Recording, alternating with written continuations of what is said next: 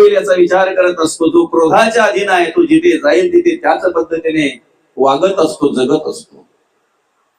जो अहंकाराने अभिमानाने भरलेला आहे तो त्या पद्धतीने त्या ठिकाणी कार्य करत असतो, विचार करत असतो. जो द्वेषाने मत्सराने दंभाने भरलेला आहे तो त्या ठिकाणी तिरस्कार करत असतो. त्या ठिकाणी किती आहेत?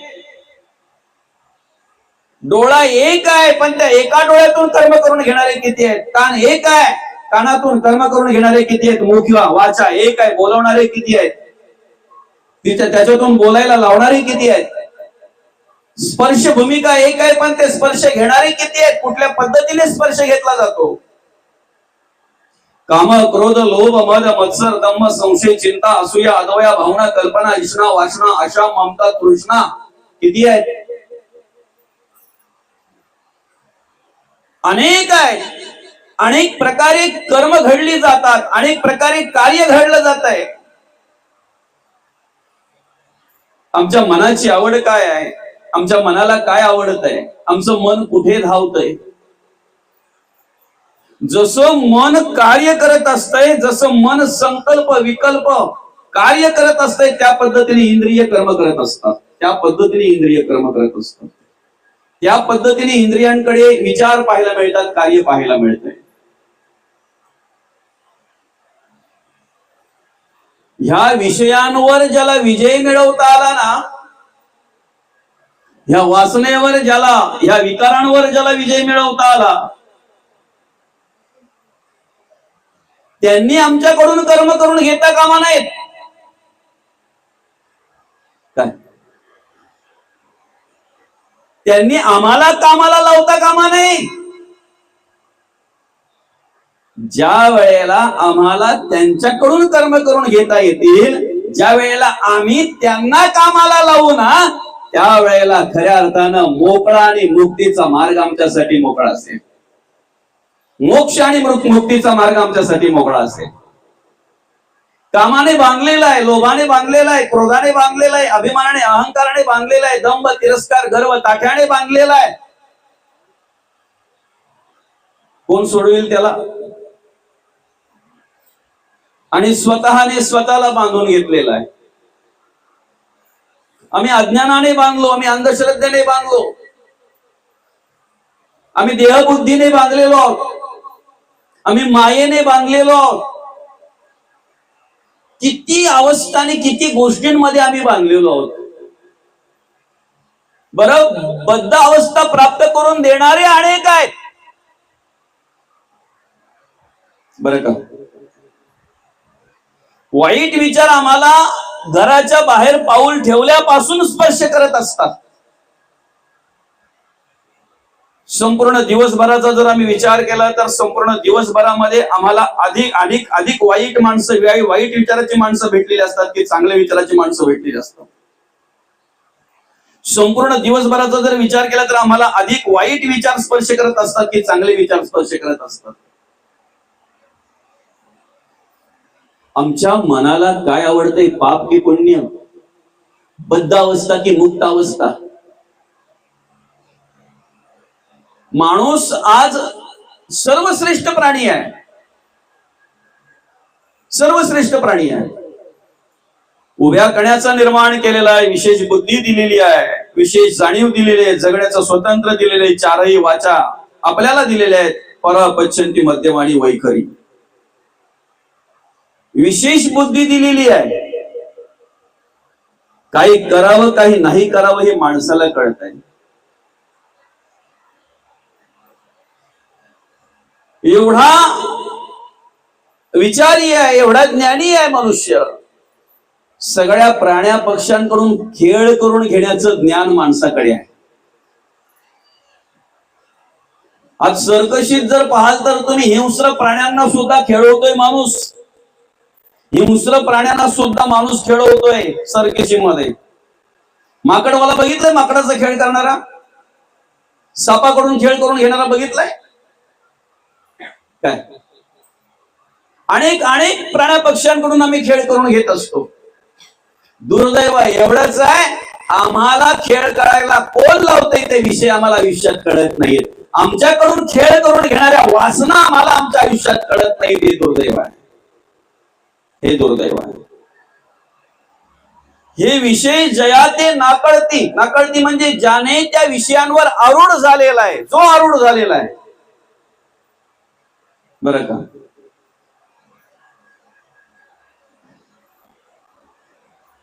गरीबाचं कपडे खाणारा उंदीर, श्रीमंताच्या नोटा खाणारा उंदीर, शेतकऱ्याचं धान्य खाणारा उंदीर, काय दुकानदाराचं सामान खाणारा, साहित्य खाणारा उंदीर, ज्याच्या घरात काहीच खायला नाही त्याचे फुका मारून मारून पाय खाणारा उंदीर. गणपती बाप्पा त्याच्यावर आरूढ आहेत ना, वाहन केलंय, त्याला वाहन केलंय. आम्हालाही त्या विषयांवर, त्या वासनेवर आरूढ होता आलं पाहिजे, आरूढ होता आलं पाहिजे. काय म्हटलेलं आहे? तो नित्य रूप पारता ओळखावा सर्वता, जो इंद्रियार्था नागावेची. समोर सगळे आपले बघितले, माझा काका, माझे चुलत भाऊ, आचार्य, गुरुस्थानी असलेले असे सगळे आपलेच आहेत.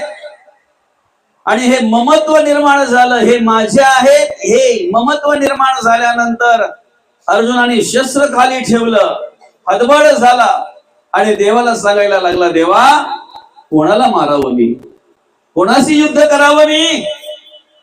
काय म्हणतो अर्जुन?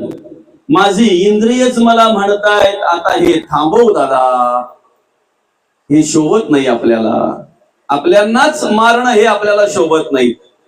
त्यावेळेला भगवंत म्हणतायत, अर्जुना इंद्रिये जे जे म्हणती ते तेची, पुरुष जे करते ते करलेची, न तरती विषय सिंधू.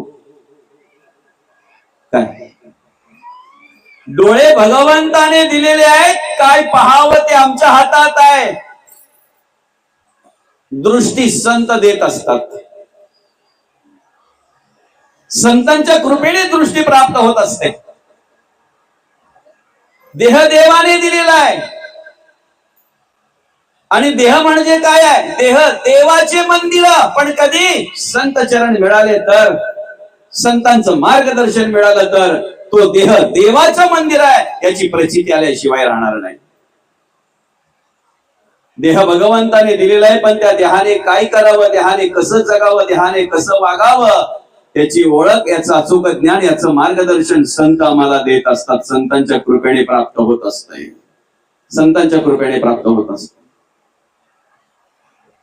इंद्रिय ज्या पद्धतीने सांगतील त्या पद्धतीने जर तुम्ही जगाला वागाल तर बद्ध अवस्था प्राप्त होईल. मन ज्याप्रमाणे सांगेल त्याप्रमाणे जर जगण्या वागण्याचा आम्ही प्रयत्न केला तर बद्ध अवस्था प्राप्त होईल.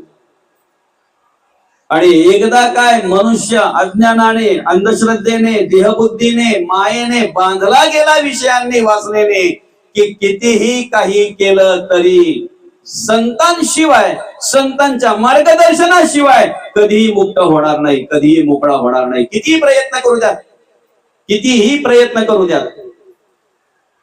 पुस्तकं वाचून नाही, पुस्तक ज्ञानी निश्चय धरणे तरी गुरु कासया करणे.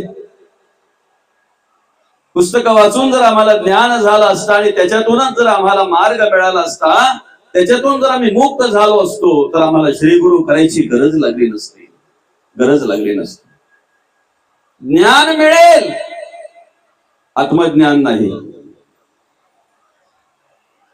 स्वतःला शोधण्याचं जे ज्ञान आहे, आत्मसुख प्राप्त करून घेण्याचं जे ज्ञान आहे, मी वेगळं नसून देव माझा, मी देवाचा, अहम ब्रह्मास्मी तत्वमसि अयम आत्मन ब्रह्म प्रज्ञा नाम ब्रह्म त्याच्याही पलीकडे सर्व खलविदम ब्रह्म. या महावाक्याची प्रचिती येण्यासाठी जे ज्ञान आवश्यक आहे त्याला आत्मज्ञान म्हणतात. आणि ते आत्मज्ञान जर आम्हाला प्राप्त व्हावं असं वाटत असेल तर आम्ही तुकोबांना शरण गेलो पाहिजे, आम्ही माऊलींना शरण गेलो पाहिजे, आम्ही शांतीब्रह्मनाथ महाराजांना शरण गेलो पाहिजे, अभ्यास केला पाहिजे. आम्ही असाध्य ते साध्य करिता सायास कारण अभ्यास तुका म्हणे. अभ्यास केला पाहिजे आम्ही, तो अभ्यास आम्हाला करता आला पाहिजे. बरं का? जरा जर परमार्थ नसेल, संत चरण नसतील, संतांचे विचार जर नसतील, मार्गदर्शन जर नसेल, तर माणसाची अवस्था काय होते? तेच विषय माणसाच्या पतनाला कारणीभूत आहेत. विषय तेच माणसाच्या अधोगतीला कारणीभूत आहेत, माणसाच्या बद्ध अवस्थेला कारणीभूत आहेत. एवढं चपल हरिण पण सहज पकडलं जातंय. कधी त्या हरणाला जर पकडायचं असेल तर वेगळ्या प्रकारचा एक विशिष्ट प्रकारचा आवाज काढला जातोय बासरीचा. ज्या वेळेला तो आवाज हरणाच्या कानावर पडतोय ना, त्या वेळेला मात्र ते हरिण जागेवरच थैथया नाचत असतंय. एवढं रममान होतंय त्या आवाजामध्ये की कधीही न पकडलं जाणारं हरिण सहज पकडलं जाते, सहज पकडलं जाते. आम्ही सुद्धा आमच्या विचाराप्रमाणे शब्दाचा आवाज ऐकत असतो, अपेक्षा करत असतो काय ऐकावं. आमच्या आवडीप्रमाणे आम्ही अपेक्षा करत असतो काय ऐकावं. घरात माणसं अनेक असतात, टीव्ही एकच असते, पण लहान मुलांच्या हातात जर रिमोट मिळाला तर ती मुलं काय पाहतात बरं? ऐकण्याला त्यांना काय ऐकायला आवडते? आपणच बोलतो ना, आमचा पोरगा पक्का कार्टून आहे. कार्टून पाहता पाहता कार्टून जायला असते ते काय, त्यांना ते ऐकायला आवडतंय बरं का. तोच रिमोट जर त्यांच्या वडिलांच्या हातात मिळाला तर IPL चालू आहे ना सध्या, मॅच पाहायला आवडते त्यांना, ते ऐकायला आवडतंय. तोच रिमोट जर त्यांच्या आजोबांच्या हातात मिळाला तर तिकडे मॅच असो नाही तर अजून काही असो, त्यांना बाकी काय नाही, बातम्या, जगाचं काय चाललंय, जगात काय चाललंय काय. आणि तोच रिमोट जर त्यांच्या आजीच्या आणि आईच्या हातात जर संध्याकाळच्या वेळेला मिळाला तर 2-3 तास तरी दुसरं कोणाला मिळणार नाही. काय ऐकायला आवडतंय आपल्याला? एकदा माणूस एखाद्या गोष्टीमध्ये रममाण झाला ना, अहो लहान लहान मुलं ज्यांना काही कळत नाही त्यांच्या हातात मोबाईल द्या तुम्ही, एकदा रील्स पाहायला सुरुवात केली ना, किती एकाला एक लागून अर्धा तास, 1 तास, 2-2 तास रेग्युलर पाहत असतात, ऐकत असतात. ते डोळ्यांना आवडत असते, त्यांच्या कानाला आवडत असते त्यांच्या. किती रममान होतो माणूस त्या ठिकाणी बरं ऐकताना, किती रममान होतो. चालू वर्तमान काळातलं उदाहरण सांगू का तुम्हाला? इथे जर चित्रपट असताना, इथे जर एखादं नाटक असतं ना, तर समोरची जागा रिकामी दिसली नसती तुम्हाला, दिसली असती? ही जागा जी आता रिकामी राहिली, ही रिकामी दिसली असती तुम्हाला? आवड जी मनाची आहे ना, अहो तिथे चालू होण्याच्या आधी, सुरू होण्याच्या आधी लोक जाऊन बसतात आणि पुढे कशी जागा मिळेल यासाठी प्रयत्न करत असतात. स्वतःसाठी जागा मिळाली तर बाजूला रुमालही टाकून बसत असतात. मला तर पाहिजेच, समजतंय ना? माणसाला आवड कसली आहे आणि तिथे माणूस किती रममाण होतो बरं. एखाद्या वेळी जर आवडीची सिरियल लागली ना टीव्हीला, तर तिकडे दूध उतू जाते तेही कळत नाही. भात करपला, पोरांना बोलते टीव्ही गरम झाली का रे पोरांनो, वास कसला येतोय बरं. तेव्हा ती पोरं बोलतात आई टीव्हीचा नाही भाताचा वास येतो, करपला तिकडे भात. काय बोलून पण दाखवते ती, असा होताय माझा कधी कधी. या मालिकांना लई गुंतवून ठेवतात मला, मालिका गुंतवून ठेवतात तुला की तू गुंतवून राहते त्या मालिकांमध्ये. आमच्या मनाला काय आवड आहे ना, एकदा ते पाहायला मिळालं, ऐकायला मिळालं की मनुष्य त्या ठिकाणी रममाण होत असतो, रममाण होत असतो. काय हजारो वर्ष तपश्चर्या करणारे, किती 60,000 वर्ष तपश्चर्या केले विश्वामित्रांनी. ऐकलं काय? पैंजनांचा आवाज, खुलखुल्यांचा, घुंगरूंचा आवाज ऐकला, पायातील जे चाल आहे त्याचा आवाज ऐकला आणि मग मनाने विचार केला, एवढ्या अभयारण्यामध्ये बसलेलो आहे, जिथे कोणाचंही येणं जाणं नाही, अशा ठिकाणी जर चालीचा आवाज येत असेल, जर घुंगरांचा आवाज येत असेल, कोण आहे कमीत कमी पाहावं तरी. कोण आहे कमीत कमी पाहावं तरी. बरं का, अशा वेळी माणसाची दोन मन असतात. एक मन बोलतोय डोळे उघड, दुसरं मन बोलतोय नाही उघडायचं नाही. ऐकताय ना. माणसाला देवाने मन एकच दिलंय, पण संकल्प विकल्प त्याची मन असं म्हटलेलं आहे. चांगलं कार्य करावं जे म्हणतंय ते मन नाही, तो देव आहे, तो अंतरात्मा आहे. ती तुमच्या अंतःकरणामध्ये असलेली दैवी शक्ती आहे. वाईट कर्म करू नको सांगणारी ती दैवी शक्ती आहे, पण वाईट कर्म कर सांगणार तुमचं मन आहे. मनाला ते आवडतंय. डोले उघड म्हणणारा मन आहे, नको उघडूस म्हणणारी ती दैवी शक्ती आहे. ती शक्ती म्हणणारी 60,000 वर्ष तपश्चर्या केली फुकट जाईल, उघडू नको डोले. पण एकीकडे मन म्हणतंय अर्धे डोले उघडायला काय हरकत आहे, थोडेसे तर उघडून पाहायचंय काय आहे नक्की ते खात्री करून घ्यायची आहे. अरे अभयारण्यामध्ये बसलेलं आहे, ज्या ठिकाणी कोणाचं येणं जाणं नाही, अशा ठिकाणी काय हरिण एखादी चाल बांधून येणार आहे का? एखादा कोल्हा पैंजण घालून येणार आहे का? एखादं गाढव काही अजून येणार आहे का तिकडे काही चाल बांधून? आली मेनका आणि टिपला नेमका असं म्हटलेलं आहे. जरा फक्त डोळे उघडायचा प्रयत्न केला, परत मिटू दिले नाहीत, परत मिटू दिले नाहीत. आवाज कसला ऐकला? आजही माणसाला कसला आवाज बोलवितोय काय? कधीही न पकडणार हरिण पकडलं जातंय. फक्त आम्ही हरिणेला हरिण पाहतोय ना, म्हणून आमच्यामध्ये बदल होत नाही. ज्या दिवशी आम्ही त्या ठिकाणी आम्ही स्वतःला पाहू ना, त्या दिवशी आमच्यात बदल, त्या दिवशी आमच्यामध्ये परिवर्तन झाल्याशिवाय राहणार नाही. परिवर्तन झाल्याशिवाय राहणार नाही. आपल्याला लहानपणी एक गोष्ट होती बघा, लहानपणी एक गोष्ट होती, ती नेहमी गोष्ट ऐकायला मिळायची आपल्याला. एक माकड होतं. ते माकड नदीच्या किनारी असलेल्या एका जांभळाच्या झाडावर राहायचं. त्या नदीमध्ये एक मगर होती. ते माकड त्या मगरीला रोज काय टाकायचं बरं खायला? आता जांभळाच्या झाडावर बसलेलं म्हटल्यानंतर जांभळच टाकत असेल, ते आंबे कसं टाकत असेल, ते जांभळं टाकायचं. आणि ते जांभळं खाऊन खाऊन खाऊन खाऊन मगर विचार करायला लागली की अरे बापरे, हे माकड रोज आपल्याला जांभळं देत आहे, पुण्याचं काम करतय ना, ते पुण्याचं काम करतय ना. त्याला वाटलं चला आपण ज्या जांभळांचा सुख घेतोय, या झाडावर बसता बसता आपल्याला फक्त 2-4 जांभळं तोडून खाली टाकायचे, ती मगर पण बिचारी खात राहील, तिलाही तो आनंद घेता येईल. काय एक दिवशी मगरीने विचार केला का जांभळं जर एवढी गोड लागतात तर हा जांभळाच्या झाडावरच बसेल असतोय, सतत जांभळं खात असतो, याचं काळीच किती गोड असेल. काय याचं काळीच किती गोड असेल. आणि मग शेवटी मगरीने सांगितलं माझ्या घरी एक दिवस ये दादा. माकड बिचार त्या मगरीच्या पाठीवर बसलं आणि मगर त्या पाण्यामध्ये तरुण तरुण पुढे जायला लागली, मध्यावर गेली आणि माकडाची उचलापट करायला लागली. बोलते माकड दादा, बोलते काय चाललंय? मगरी ताई चाललंय काय?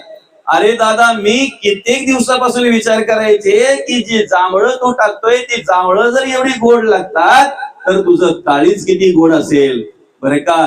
तेवढ्यात हे ऐकल्याबरोबर माकडाने डोक्याला हात लावला आणि डोक्याला हात लावल्याबरोबर काय झालं माहितीये का? ते मगरीला बोलतोय अगं ताई, एवढा प्रेम आपला बरं का, रोज तुला मी न खाता ती जांभळं द्यायचो, कमीत कमी एक शब्दात तरी सांगायचं ना मला की तुला काळीज हवा आहे म्हणून. मी रोज काय करतोय माहितीये का, माझं काळीज त्या जांभळाच्या झाडावर काढून ठेवतोय. एक काम कर, मला तिथपर्यंत ने, मग तुला ते काळीज काढून देतोय तुला. गोष्ट संपली. आता महत्वाचं एवढंच आहे की त्यावेळेला मगरी बुद्धू होते आणि माकडं हुशार होती म्हणून माकड वाचलं गेलं. क्षमा असावी जरा सर्वांच्या चरणी नतमस्तक होऊन फक्त एवढं म्हणतो की आज मगरी हुशार आहेत आणि माकडं बुद्धू आहेत म्हणून एक एक माकडाला 3-3 4-4 मगरी फसवितात, काळीच खाऊन घेतात. कलियुग आहे ना, ज्या युगामध्ये आपण वावरतोय त्या नजरेत वासना सांगितलेली नुसती नजरेमध्ये ही विशेष जया ते ना कळते तया सुख दुःख दोन्ही न पवती आणि गर्भवासू संगती नाही तया. आम्हाला मोकळं व्हायचंय, आम्हाला मुक्ती पाहिजे, आम्हाला मोक्ष पाहिजे. आम्हाला असं वाटतंय मेल्यानंतर मोक्ष, मेल्यानंतर मुक्ती. अरे त्या वासनेपासून, त्या विषयापासून, त्या विचारापासून जर आज मोकळे असू तर उद्या मुक्त आहे, उद्या मोक्ष आहे. आजही जर आम्ही त्या वासनेने बांधलेलो असू, आजही जर आमच्या जिभेचे चोचले पुरवण्यासाठी आम्ही काय काय करत असू, काय काय करतो. आपल्या बहुजन समाजामध्ये हल्ली साखरपुड्याची पद्धत आहे ना, मी आत्मविश्वासाने सांगतोय आणि जबाबदारीने सांगतोय, फक्त खाण्यापिण्यासाठीच साखरपुडा ठेवला जातोय 80% ठिकाणी. 20%च फक्त असे असतात की तिथे विधी झाली जाते. काय अहो, परवा एका नवरदेवाला जेवू दिलं नाही त्या करवलीने. का? आमची व्यवस्था केली नाही. म्हणे काय व्यवस्था केली नाही? आल्याबरोबर तुम्हाला पाणी दिलं, थंड दिलं, तुम्हाला चांगल्या प्रकारे जेवायला घातलं नाही. आम्हाला पाहिजे ते जेवायला नाही घातलं तर तुम्हाला काय हवं होतं? काय अवस्था आहे बघा ना माणसाची. फक्त जिभेचे चोचले. आम्ही मोक्षाची अपेक्षा करतोय, आम्ही मुक्तीची अपेक्षा करतोय. जर अजून आम्हाला जिभेवर नियंत्रण जर ठेवता येत नसेल, ऐका, जिभेवर नियंत्रण ठेवणं अतिशय सोपं आहे, मनावर नियंत्रण ठेवणं कठीण आहे. जर आम्ही आमच्या जिभेवर नियंत्रण ठेवलं नसेल तर आमचं मन काय करत असेल फक्त विचार करा आणि कल्पना करा. जर आम्हाला मनावर नियंत्रण ठेवता येत नसेल तर आम्ही परमार्थ करतोय, आम्ही भक्ती करतोय, हा आमचा भ्रम आहे. आम्ही देव कार्य करतोय, हा आमचा भ्रम आहे. डोळे सर्वांनाच आहेत रे, पण सर्वच सर्वांच्या डोळ्यातून देवाला पाहत नाहीत. काही माणसं तर आम्हाला अशी पाहायला मिळतात की शहरामध्ये गेल्यानंतर कपड्याच्या दुकानासमोर असलेल्या प्लास्टिकच्या बाहुलीकडे तासन तास पाहत बसतात आणि मग डोळे मिटत नाही. मग खात्री होती, अरे प्लास्टिकची आहे, फुकट गेला एवढा वेळ.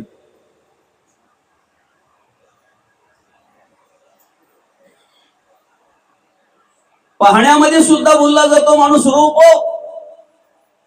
रूप पाहण्यामध्ये, ते रूप आम्हाला पाहायचंय. कुठलं रूप? पाहता लोचनी सुख झाले हो साजनी.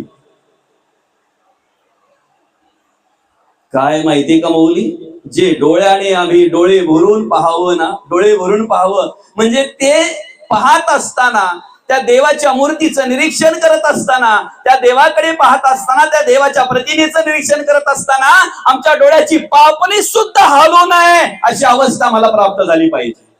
पापणी सुद्धा हलू नये मौली. देवाच्या मूर्तीचं, देवाचं निरीक्षण करत असताना, देवाला डोळे भरून पाहत असताना पापणी पण हलू नये आमची. पण दुर्दैव काय माहितीये का, खालीपासून आम्ही पंढरपुरापर्यंत जातो, आमच्या मनामध्ये फक्त एकच विचार, पांडुरंगाचं दर्शन घ्यायचंय, देवाच्या पुढे जावं आणि हात जोडून डोळे मिटावे, डोळे उघडायच्या आधी ढकलला पुढे, चला आलेत मागची त्यांना येऊ दे. आणि मग बोलतोय, एवढ्या लांब गेलो पण देवाला मात्र पाहताच आलं नाही. डोळे मिटले गेले, उघडायच्या आधी बाजूला केलं. डोळे मिटले हे दुर्दैव आहे. तिथे आम्हाला डोळ्यामध्ये पांडुरंगाला सामावून घ्यायचंय, साठवून घ्यायचंय. किती? जेव्हा जेव्हा आम्ही आमच्या संसारामध्ये कार्य करत असताना, आमच्या घरादारामध्ये कार्य करत असताना, जेव्हा आमचे डोळे मिटले जातील ना, तेव्हा फक्त पांडुरंग परमात्माच आमच्या डोळ्यासमोर दिसला पाहिजे. एवढाच साठवून घ्यायचंय आम्हाला, एवढाच साठवून घ्यायचंय. पण रूपाला कशाला बोलतोय मनुष्य? कुठल्या रूपाला बोलतोय?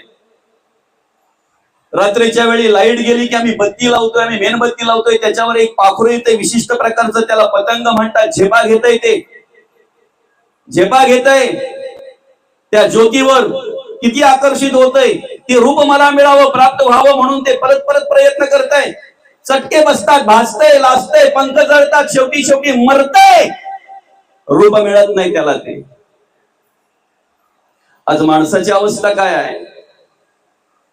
एखाद्या रूपाला जर मनुष्य बोलला ना तर त्याला काही आठवत नाही, काही कळत नाही. 20-25 वर्षाच्या आई वडिलांनी तर हाताच्या फोडाप्रमाणे जपली, वाढवली, मोठी केली, मोठा केला. त्या आई वडिलांच्या प्रेमाला बाजूला सारलं जात आहे, त्या आई वडिलांच्या मार्गदर्शनाला बाजूला सारलं जात आहे. त्यांचा विचार केला जात नाही. जी मावशी आतापर्यंत मार्गदर्शन करत होती तिचा विचार केला जात नाही. जी काकी आतापर्यंत मार्गदर्शन करत होती, जे काका आतापर्यंत सांभाळत होते, आशीर्वाद देत होते, मार्गदर्शन करत होते, त्यांचाही विचार केला जात नाही. एकदा मनुष्य रूपाला बोलला, एखादी बाई, एखादी मुलगी, एखादा मुलगा जो रूपाला बोलला तर त्या ठिकाणी काय अवस्था पाहायला मिळते. आयुष्यामध्ये ह्या गोष्टी सांभाळता आला ना त्याचं जीवन सुंदर झालं. ग्रंथ वाचता वाचता आम्हाला वाचता आलं पाहिजे तर त्या वाचण्याला फायदा काय. आम्हाला जर वाचता येत नसेल तर कितीही वाचा, उपयोग नाही, उपयोग नाही. अरे ज्या रावणाकडे एवढं बळ आहे, एवढं सामर्थ्य आहे, किती दशानन म्हटलेलं आहे, किती डोकी आहेत रावणाला? 10 डोकी आहेत. म्हणून तर कबीर महाराज म्हणतायत ना, परणारी पैरी छुरी न लावू से अंग रावण के दशशीर गए परणारी के संग. 10 डोकी आहेत. रावणाला 10च्या 10 गेली. असो काय, दशानन आहे, दशग्रंथी ब्राह्मण आहे, 4 वेद आणि 6 शास्त्राचा अभ्यास असलेला ब्राह्मण दशानन. महाबलाढ्य राक्षस पाठीशी आहे, मोठी फौज आहे, आयुष्य भरपूर आहे, लंका सोन्याची आहे, ज्ञानी आहे. ऐकताय ना, रावण ज्ञानी आहे. त्याचं स्तवन करत असताना असं म्हटलेलं आहे, ऐक सज्जना मनमोहना संपत्ती पाहता कोणाची, जाईल काया जाईल माया उसनी आली पाचांची. रावण ज्ञानी अभिमानी तो लंका त्याची सोन्याची, 33 कोटी बंदी घातले घडीने घडी त्या जाची. 33 कोटी देव बंदिस्त ठेवण्याचं सामर्थ्य रावणामध्ये आहे. पण शेवटी अवस्था काय झाली, नाव पण शिल्लक राहिलं नाही. आहे का तुमच्या खालिंग मध्ये एखादा रावण नावाचा माणूस? भिवंडी तालुक्यात रावण नावाचा माणूस एखादा आहे का? नावाचा नाही पण कर्माचा.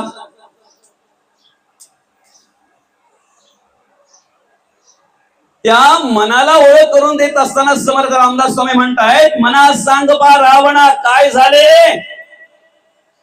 मनाला म्हटलात, मनाला म्हणतायत अकस्मात ते राज्य आमच्या राजवाड्याच्या पुढे, त्याचं राज्य कधीतरी आणावं ना. आमच्या संपत्तीचा विचार करता करता कधीतरी त्याच्या संपत्तीचा विचार करावा ना. आमच्या ज्ञानाचा विचार करता करता आम्ही कधीतरी त्याच्या ज्ञानाचा विचार करावा ना. आमच्याकडच्या बळाचा विचार करता करता कधीतरी त्याच्याकडच्या बळाचा विचार करावा. आमच्या भक्तीचा विचार करता करता कधीतरी आम्ही त्याच्या भक्तीचा विचार करावा. महादेवाने आत्मलिंग दिलं होतं त्याला. काय चला पुढे जर खालिंगवाल्यांनी बोलवलं तर सांगू पुढे काय येते. आत्मलिंग. जेव्हा रावण मेला गेला, श्रीराम प्रभूंचा विजय झाला आणि श्रीराम प्रभूंचा विजय झाल्यानंतर रावणाची बायको मंदोदरी पतिव्रता आहे. बायको रावणाची पण पतिव्रता आहे. पतिव्रतेमध्ये नाव आहे मंद उदरी, नाव तिचं मंद उदरी, मंदोदरी. आणि काय झालं,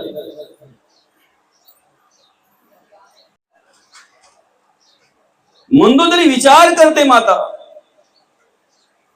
एवढं बळ माझ्या नवऱ्याकडे, दशानन दशग्रंथी ब्राह्मण, लंका सोन्याची, महाबलाढ्य राक्षस मोठमोठे पाठीमागे, पाठीशी स्वतः महाबलाढ्य आणि एवढी मोठी फौज मागे. ज्ञानी होता तरी सुद्धा असं का झालं. वनवासी असलेले श्रीराम प्रभू